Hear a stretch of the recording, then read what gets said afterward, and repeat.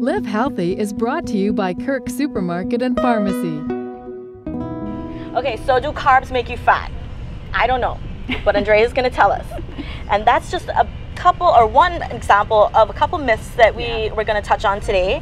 Andrea? Right. Yes, lots of myths out there. Lots of things floating around on the internet. We wonder, is it true, is it not? So I have actually 3 classic myths that I actually often hear, and hopefully we will debunk today. Let's debunk them. Let's debunk them. So let's start over here. Okay. One of the most common ones I hear is fresh better than frozen vegetables? What do you think? Do you think fresh is better than frozen, or do you think frozen is better than fresh? Well, if I wanted to eat on the go and in a rush, I would say I think frozen is better because I don't have time to cook it. So it's more for convenience, you Right. figure. Okay, well that's a very important factor here, and that's what makes these very versatile. But so the major thing here is that our frozen can actually be a lot more nutritious than our fresh.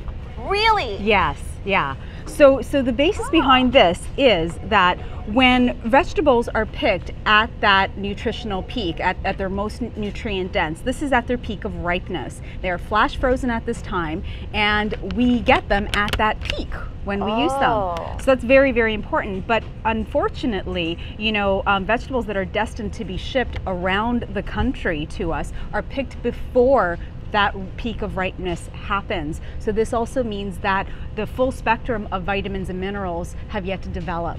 But well, I might contradict myself a little bit now, but what about sodium?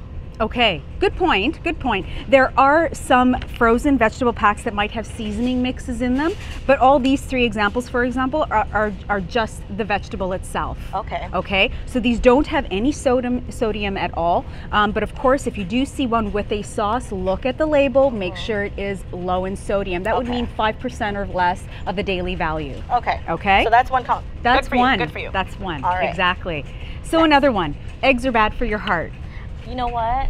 I didn't. This is very surprising to me because I know someone who can eat up to 8 eggs in one sitting. And now it's like half and half, 8 whites, I mean 4 whites, 4 with yolk. Right, right. So are they're putting themselves at risk? That's quite a lot of yolks at once, and that's, I think, the concern when it comes to eating eggs and cholesterol, because that's really what we're talking about. Now, no matter what, eggs do provide a substantial amount of cholesterol in one yolk. You get almost your entire day's worth. Now it's gonna vary between what type of egg you have here. I have an omega-3 one here. This one is just under 200 milligrams of cholesterol, whereas some of the other ones out there are more like 215. So for somebody with a history of diabetes or heart problems, we don't want them to exceed 200 milligrams a day. But for a healthy individual that doesn't have any of these ailments, we can have an egg a day and be fine with that. Okay. Okay. All right, 1 egg a day, good for the heart, kind of like apple away keeps the doctor away. Right, right. Okay. Exactly. So, carbohydrates. Our third one here, carbohydrates. Carbohydrates make you fat. I hear this one a lot.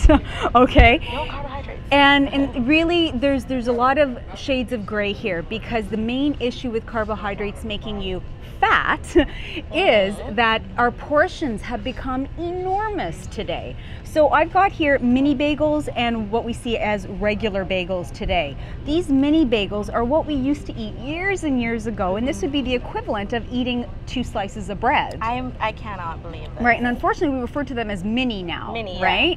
So these might be a snack to somebody, okay? But it's more than a snack. Yeah, it's 2 slices of bread, right? Goodness. Whereas now this is our regular size bagel, and this is the equivalent of 3 or 4 slices of bread. Oh my So, and a lot of people do eat them this way. So unfortunately, we're eating a lot more. And if we're eating a lot more, and we're also factoring in things like butter or full fat cream cheese and so on, or maybe, you know, that Alfredo sauce on your pasta, then we're really talking about fat and refined carbs, the over-enlarged portion, lack of exercise, so many different factors here are affecting your weight. If you exceed any types of food fuels, protein, fat, whatever, in excess, and you're not burning them off, you're gonna increase your weight.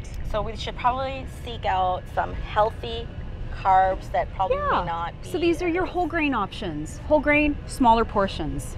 That's what we're looking at. Any last words? Any last words is, you know, if something sounds a little too outrageous, investigate it, ask questions. talk to people, find out? Well, this is just a couple of myths that we've touched on. We are going to do a continuation later in the month, or throughout the Live Healthy, maybe next month as well, because I think we have a lot more that we have not touched on. I have a couple more absolutely, that I want to ask you about, but we're not going to give it all away today. Great. Thank you. Thanks, Lisa. All right, everyone, don't go away. More Daybreak coming up after the break. Stay with us. Live Healthy is brought to you by Kirk Supermarket and Pharmacy.